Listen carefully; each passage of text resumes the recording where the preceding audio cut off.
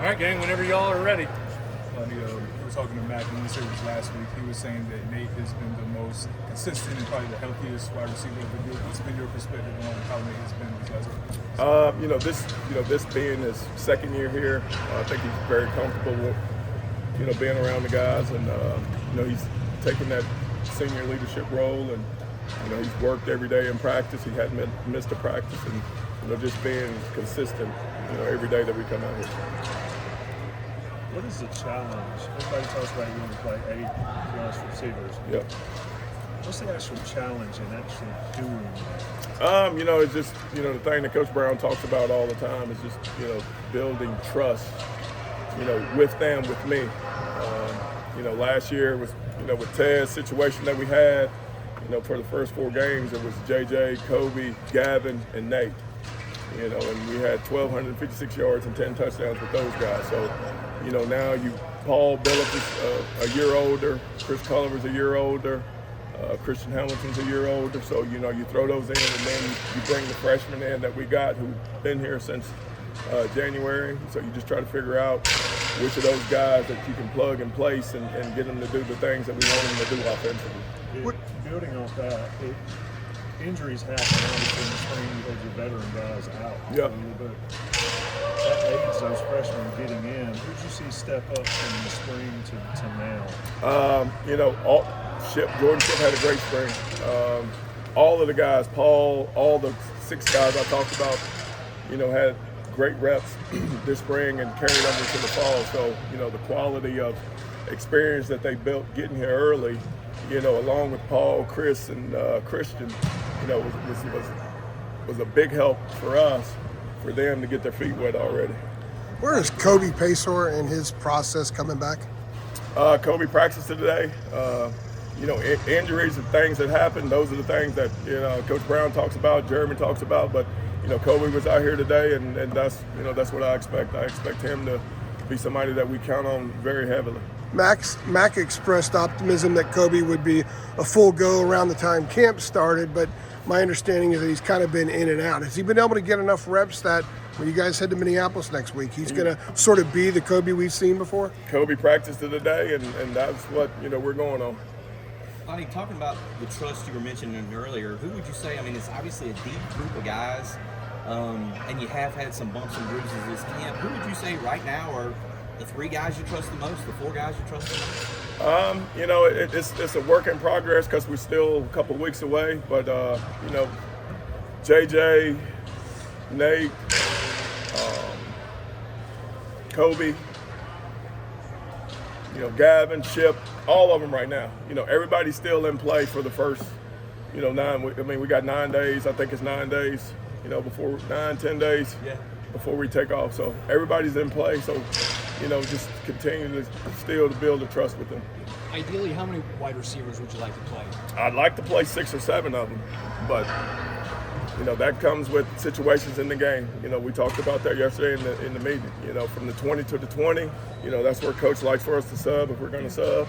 And then, coming out or getting down in the red zone, he wants the guys in there that, that we depend on. We see the physical attributes in Jordan Ship. He just kind of pops when he's out on the field. Is he ready mentally and as far as maturity goes to be in a rotation at this level right away?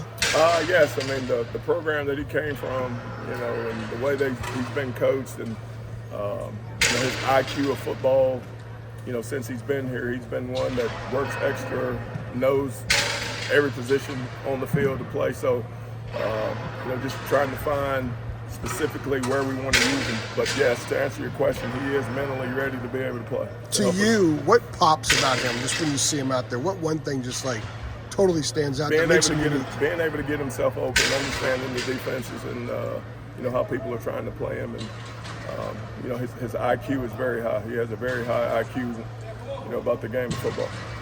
You, of course, have experience having guys go to the NFL. This year it was Tez. I guess after those departures, what is the process looking like? Obviously, you talked about the guys who want to play, but what is the process look like after that? What kind of establishing that number 1 guy, number 1 receiver? It's you just coach them up, and who's ever ready to take that role.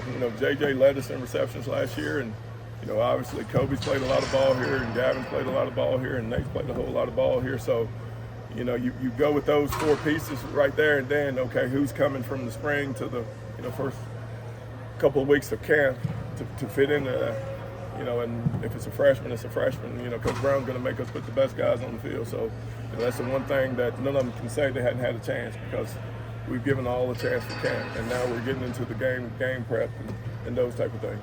At this stage of his development, Lonnie, just on Chip, like, does he remind you of anybody that you remember from the past, just at this early stage of his career? I don't want to compare him to anyone because he hadn't played a game yet, but he has a lot of attributes that from guys that I've had. As Stedman Bailey, was a kid that played very well for us at West Virginia, and could catch the ball. Wasn't the fastest guy, but understand it and use his strengths to help him play very well for us at West Virginia, and then obviously going to the Rams. How important is it now that you guys have always had him, but with Amarian having so much respect around him and people worrying about him so much, how important is it for the wide receiver group to take some of the pressure off of him to complement the running game? That's very important to be able to have guys that could, depending on how people want to play us,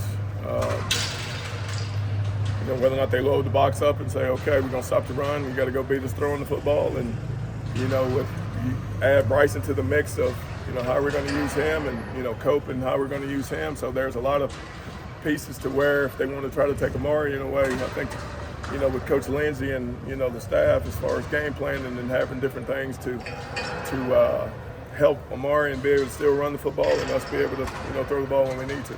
Do you think you still have the weapons, knowing that you guys don't have guys like Josh Downs, Anton Green on the staff, that you have these weapons that can create space and take some of that pressure off? And we hadn't had them in 2 years. So, like I said, Tez was the guy last year, and,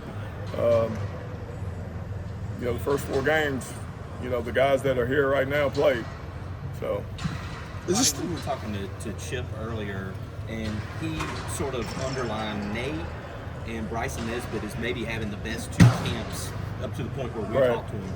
Like, what have you seen from Nate? I know you talked about him earlier, but just where has he been able to take his game in terms of, like, maybe the next level? Like, what have you seen out of him? What have you asked of him, too? Just to step up and take leadership of the group, him and JJ, and, his mental capacity is very high on what he wants to do to help this team. So, Nate, coming in from, Tech 2 years ago has really got himself in a situation to where he knows he's one of the guys, and he knows he's one of our main guys in the receiver room, and he's accepted all the challenges. He works his tail off, every day.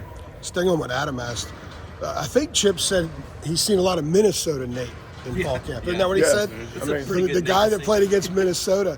What is Minnesota Nate as opposed to the guy that was a little bit less consistent in some other games last year? What's the difference? Minnesota Nate is here. And we've seen that from camp. Minnesota Nate is here. He had 15 catches, and I don't know how many yards he had, but that was a good game for him.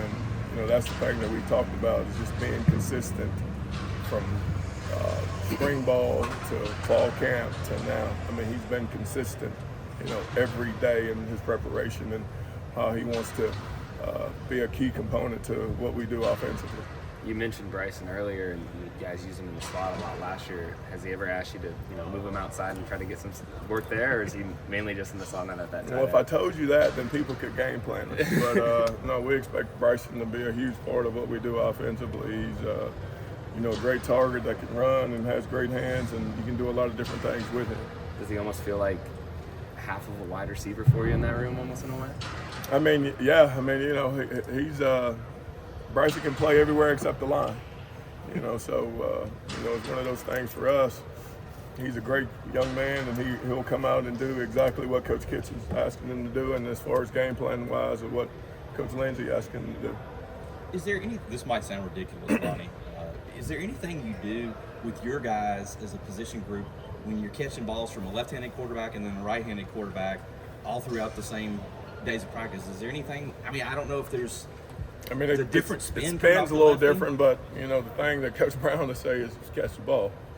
So that is the no matter where it's coming from. We talk a lot about catching the ball, but the young guys, where are they in the blocking aspect of the position? I mean, we're going to ask the whole group to be, better blockers for Amari. So that's one thing for me. If you want to play, you better be able to block. So, they've all bought into that situation. Amarian and the tight ends block when we push the ball down the field. So, if they want to be out there on the field, they'll block and accept that challenge. We good? You want to tell us who the quarterback's going to be? Jeremy and Coach Brown can answer that question for you better than I can. Thanks, Coach. No quarterback talk and no injury talk. Thanks, Lonnie.